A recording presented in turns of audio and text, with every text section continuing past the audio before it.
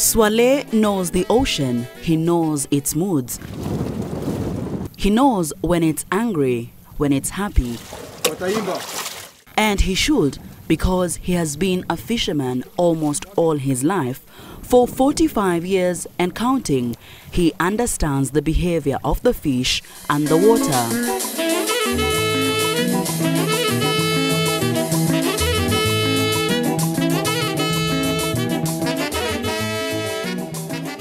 But times have changed.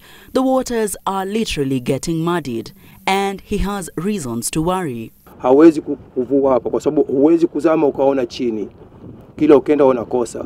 Na ukikosa kamba kwangu mimi mvuvi au samaki kwangu ni hasara kwa sababu sina mapato nimepata. On the way to the Manda fishing point, the Lapsset project is visible from afar. That spot where it originates, they say, used to be among the best fishing grounds. Now it is out of bounds for fishermen, relegating them to watching it from a distance.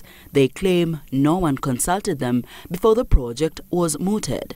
Yet they now shoulder its most immediate and negative consequences.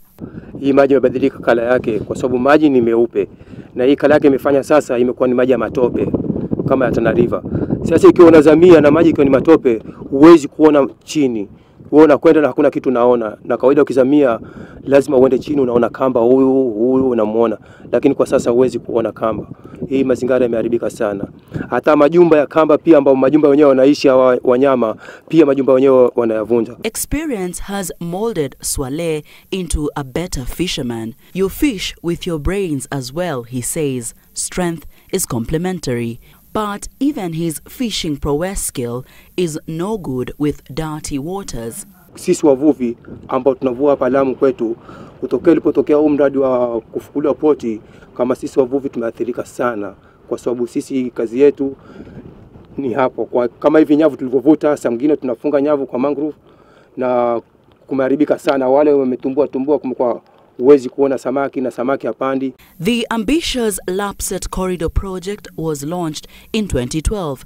Its aim was to link Lamu port with neighboring countries Ethiopia and South Sudan in a bid to create an economic zone and transform Lamu into an investment hub. Developing the deep port involves drenching the seabed while also filling parts of the ocean bed with soil to create a docking platform.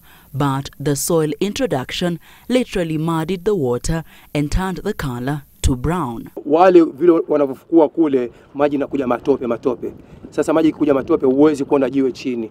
Wewe ukienda unaona ni matope kumbe ni jiwe, na ukijaribu kutafuta huwezi ona kamba, huwezi kumuona. The fish are fewer. The quest for a deep sea port has upset their natural breeding grounds. The fishermen have gone to court contesting the environmental impact assessment that the government says gave the project the thumbs up, with a judgment expected later in December.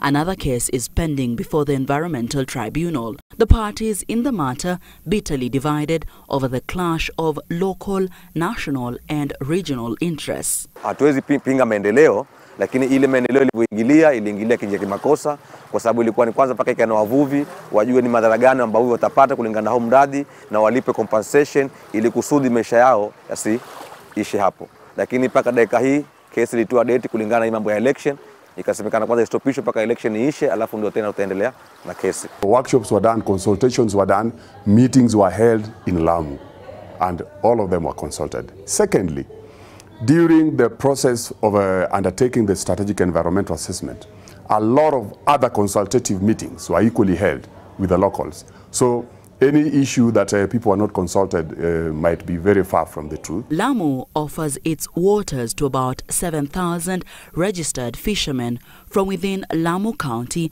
and neighboring Kilifi. Fishing accounts for 75% of Lamu's economy. Lamu is blessed with very good fish because of the mangrove cover. That is 85% of our fishery is actually mangrove cover. This is a key breeding ground for fish, and many fish should would also come and breed there. 2, Lamu is also harboring the rich northern banks of the high-value tuna and tuna-like species.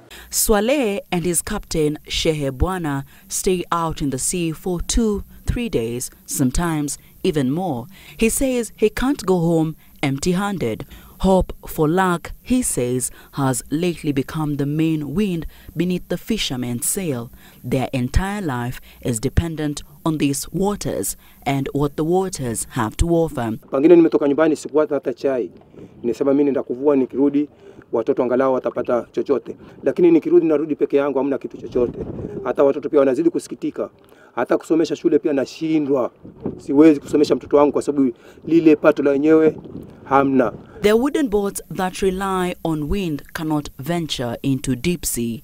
Their only hope now is that they learn alternatives to what they have known for long. The poor waste disposal, like plastics, contribute to the already bad situation. There are concerns in terms of pollution.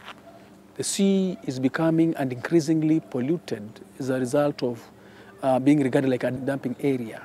Swale says even with the plastics in the oceans, his skills are useless. The fish are running away from a polluted environment. Iwapo tumetega nyavu, pengine paper bags zinakuja hapo au plastic tupo za oil za maji zinakuja hapo ndani, na zikikuja hapo zikishikwa na nyavu, samaki hawezi kukaribia kwa sababu hizi zikishikwa na nyavu zikivuma, na zikivuma samaki anakimbia. Their plastic fishing net, popular among the locals, are part of the problem. And because the nets are not degradable, then they practice what we call ghost fishing.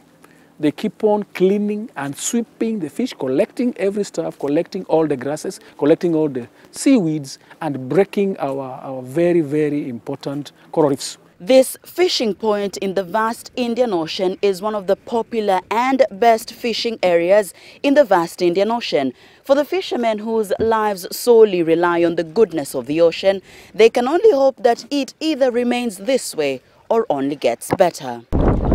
The dark clouds mean the rains are nigh. Their boats can't sustain the rains that pound strongly or the tides that will come with it. So they return with the catch. It's not much, but it's something. As they head home, they pass by the project. Maybe their children will benefit from the developments. You see, change, they say, is inevitable. Even if it seems like a mirage now, maybe in the future they will understand. They have seen the consequence of turning the ocean into a floating dustbin. One fisherman at a time, Swale hopes these consequences will change their behavior. Mercy Kandiatanui, Citizen TV.